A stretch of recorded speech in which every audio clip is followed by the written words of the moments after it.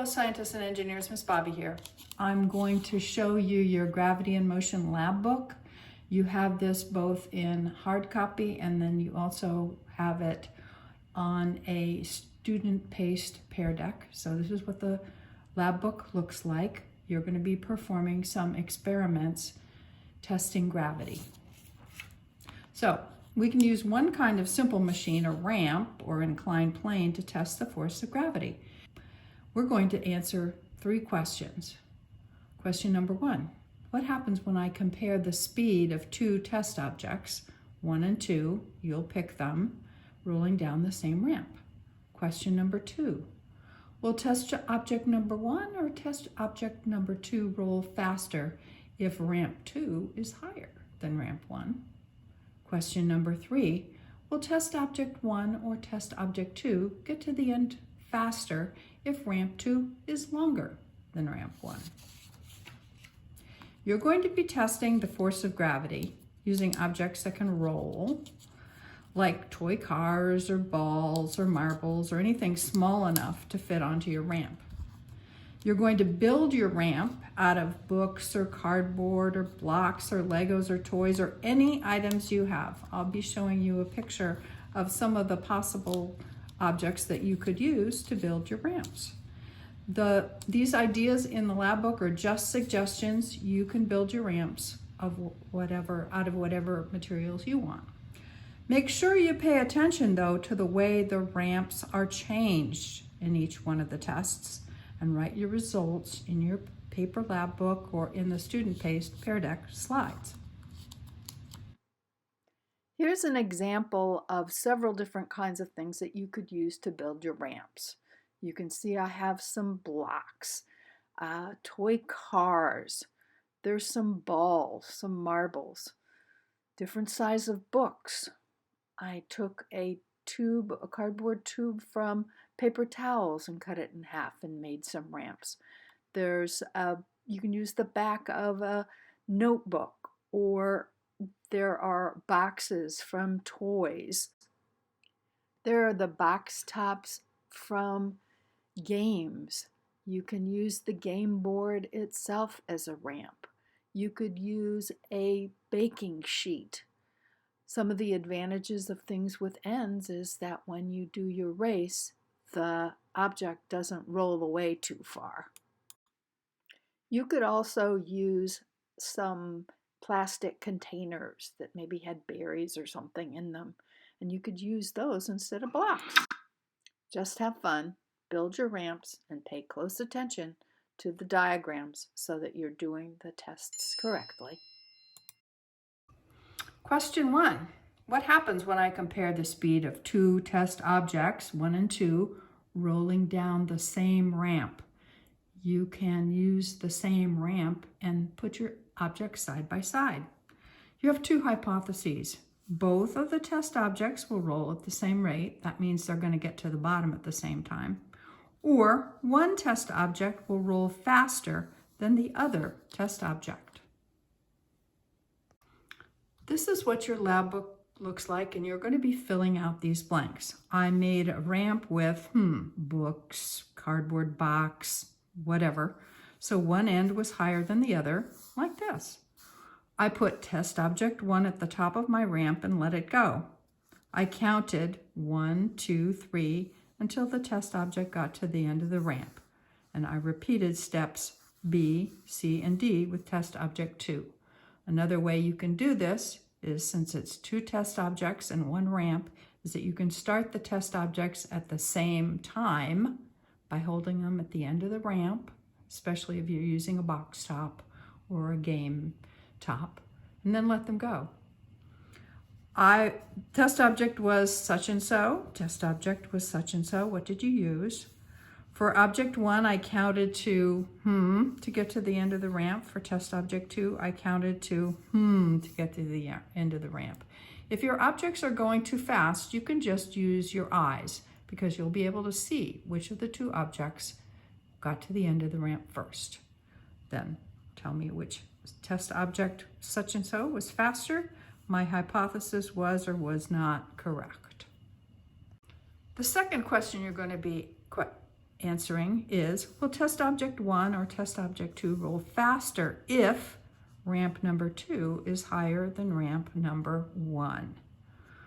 Your first hypothesis, both test objects will roll down the ramp at the same speed. And your second one, test object 2 will roll faster down the ramp. Notice in the illustration that the ramp is only this high, and notice in this illustration the ramp is higher. Also notice that the length of the ramps may be different, but the base of the ramps are the same. When you've completed your test, then you can write in your book, I made ramp 1 with this was one example, putting one book down and the ramp on top. I made ramp 2 with so it was higher than ramp 1. In this example, it's more books underneath this book that was being used for a ramp. I put my test object at the top of ramp 1 and let it go. I counted the number of seconds it took to go down to the end of the ramp. I repeated steps B, C, and D with my test object. The idea is you use the same test object for both ramps.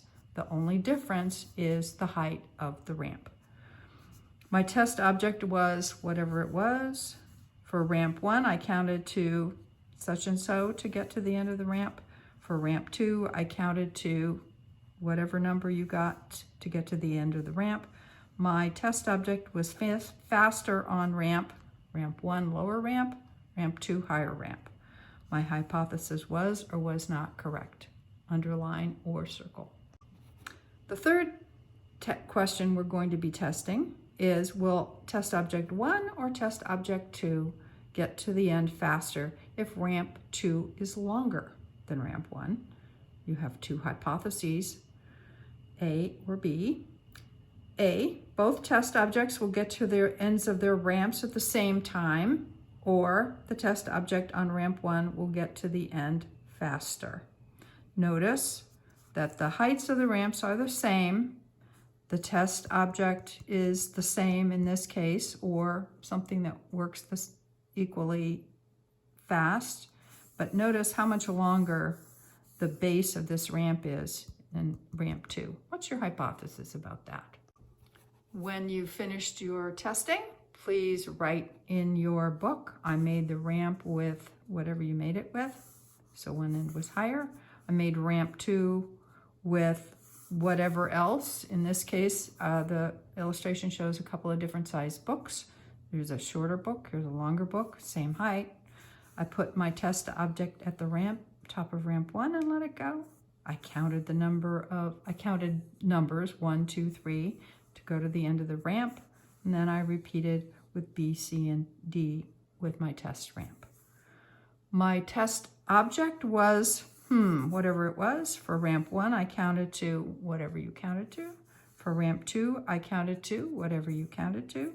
My test object was faster on ramp such and so, either the shorter ramp or the longer ramp, when my hypothesis was or was not correct.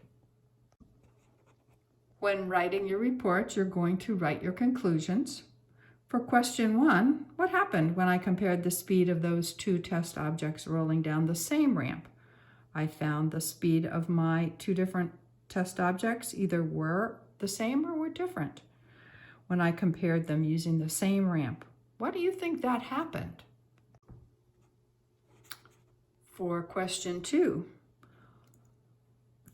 the conclusions. Will test object 1 or test object 2 roll faster if ramp 2 is higher than ramp 1? I found the speed of my test object was either the same or different when I rolled it down ramps 1 and ramp 2. I think the reason why this happened is when ramp 2 is higher, it takes more or less work to lift the object up ramp 2 than it did for ramp 1. The extra work is transferred into either faster or a slower speed going down ramp 2. And my conclusion for question 3. Will test object 1 or test object 2 get to the end of ramp if ramp 2 is longer than ramp 1? I found that the speed of my test object either was the same or different, underline, when I rolled down ramp 1 and ramp 2. I think the reason why this happened is because when ramp 2 is longer, it takes more or less, underline, work to get the object to the end of ramp 2 than to ramp 1. The extra work is transformed into either faster or slower time getting to the end of ramp 2.